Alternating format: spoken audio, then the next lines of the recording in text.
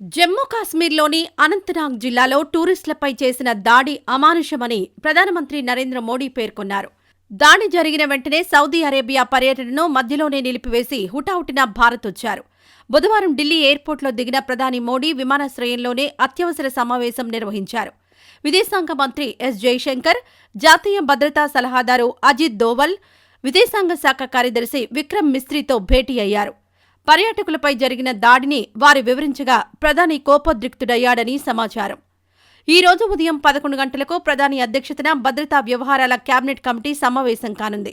ఇప్పటికే కేంద్ర హోంమంత్రి అమిత్ షా శ్రీనగర్కు చేరుకుని అక్కడి పరిస్థితులను తెలుసుకున్నారు. బాధితులకు అండగా ఉంటా అని భరోసా ఇచ్చారు. భద్రతా సంస్థల ఉన్నతాధికారులతో సమావేశమయ్యారు.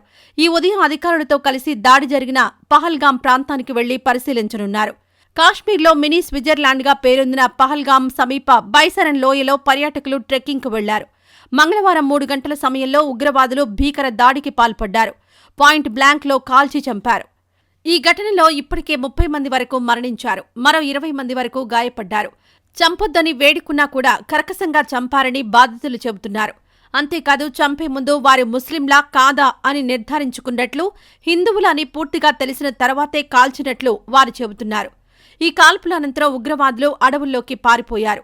వారి కోసం భద్రతా బలగాలు ముమ్మరంగా గాలిస్తున్నారు.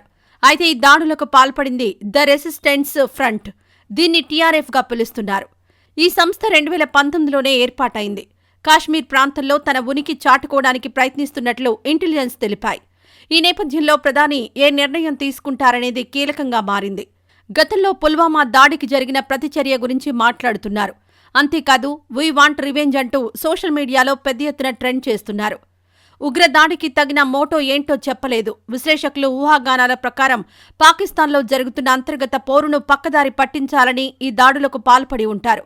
జమ్మూను పర్యాటక ప్రాంతంగా తీర్చిదిద్దారు కాబట్టి పర్యాటకులను బెదిరించడం వల్ల అక్కడి టూరిజంపై దెబ్బతీయడమా, లేదా ముంబై దాడుల్లో తహవూర్ రానాకు సంబంధించిన విషయం ఏదైనా ఉందా అనే కోణంలో విశ్లేషకులు అనుమానాలను వ్యక్తం చేస్తున్నారు.